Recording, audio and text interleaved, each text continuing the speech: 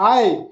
तो ये जो वीडियो मु करुच्ची तो ये वीडियो करिवार मेन रीजन होची जे मोर ओटीटी पेपर 2 जो सर्टिफिकेट फिजिकली आसिकी आम घरे पहुँचला आम गाँव रे। तो मु जेहेतु गाँव रे रहू नहीं तो से मु आसती अलरेडी सर्टिफिकेट 5-6 दिन हम आसी सारानी। आसी नथिली जेहेतु आमर पुअर बर्थडे थिला काली 4 तारिख। तो काली आसती तो तार बर्थडे एकाथरे सेलिब्रेशन है। आउ सेकेंड रे मेन रिजन हूँ यहाँ को लेकिन जीवा यहाँ हूँ आमर पेपर 2 ओटीटी सर्टिफिकेट।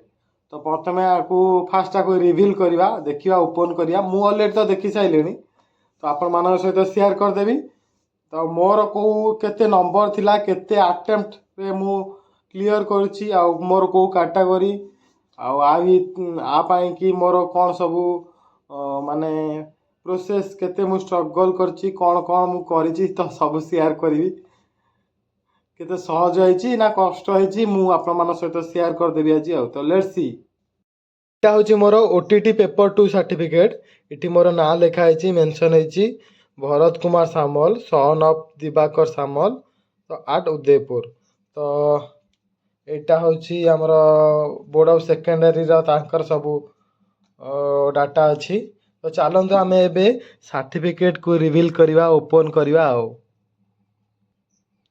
एटा मोर सर्टिफिकेट अच्छी तो एपटे सीरियल नंबर सर्टिफिकेट नंबर एपरे application number roll number board of secondary education इटी certificate that Bharat Kumar Samal son of Diwakar Samal spelling ठीक अच्छी district Cuttack has qualified the Odisha teacher eligibility test 2025। तो 2025 रे मोर एग्जाम होता डिसेम्बर 15 ना 17 रे सिक्योर मार्क अच्छी 75। तो भाई माने जस्ट क्वालिफाई आमर जेहेतु साइंस पेपर अच्छी पेपर 2 कैटेगरी एससी। तो आमर डेट ऑफ पब्लिकेशन है 12/2/2026 6/6/2026। तो आपण माने समस्ते देखिले मोर ओटीटी पेपर 2 रो फिजिकल सर्टिफिकेट से आपण माने समस्ते जानिले जे मोर केते मार्क अछि केते मु मार्क सिक्योर करछि माने क्वालिफाई हेछि ना नाही। जेतु मोर ओटीटी पेपर 2 रो फिजिकल सर्टिफिकेट अछि तो नो डाउट मु क्वालिफाई तो करिछि तो केते मार्क रखिछि तो आपण माने सेटा भी देखिले। तो ये जो मार्क सिक्योर करिवार पछरे मोर केते एफर्ट थिला केते टाइम देकी मु पढुथिली तो से विषय भी आपण माने जानिया निया दरकार।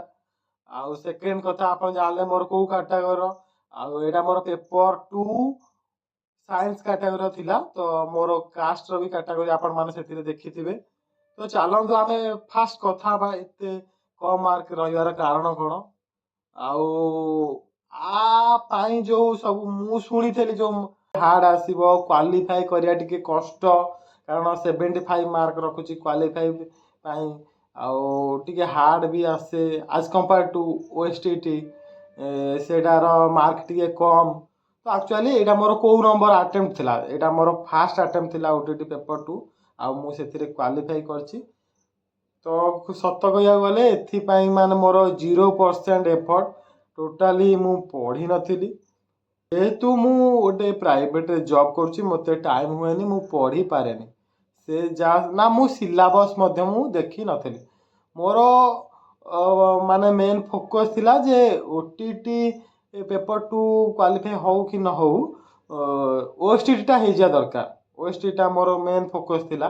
तो सेटा को टिके मु एक्चुअली मते जेहेतु टाइम हुए मु पढ़ी पारे आउ सेटा फोकस थिला तो ता पाई भी मु एते एफर्ट देनी ओएसटीटी पेपर ओएसटीटी पाई ओएसटेट मोर भी क्लियर अच्छी फास्ट अटेम्प्ट रे एटा भी क्लियर हो गला।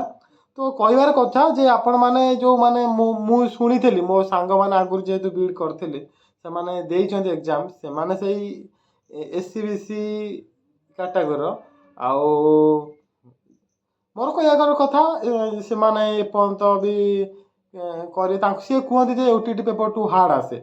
तो मोर कहबार कथा जे भाई जे जदि तुम 100% एफर्ट दब 100% ना भी 50% एफर्ट दब आराम से 110 100 रखीदब आउ मु ए जो ओटीटी पेपर 2 रे जो मार्क देखिले आ पाई मु 0% एफर्ट देछि माने टोटाली कहया गले मु ना सिलेबस जानथली ना टिके पढ़ी किछि नाई मु भाबी नथिली भी सेटा भगवान कर आशीर्वाद मोर जाऊ लक सपोर्ट देला तो आउ गोटा कथा एते भी हार्ड नाही जदि आपण माने जे रिमर माने अच्छी जे ओटीटी पेपर 2 हार्ड आसीबो जनरल हंतु कि एससीबीसी हंतु कि एससी हंतु से माने क्वालिफाई करिया पई टे कष्ट जे मु कहूची भाई मोर ओन एक्सपीरियंस रु कहूची किछि कष्ट नाही तो आपण माने टिके पढिबे जदि 50% भी पढिबे ता सिलेबस टाକୁ 50% कवर करिवे आराम से रे 100 मार्क रखिबे।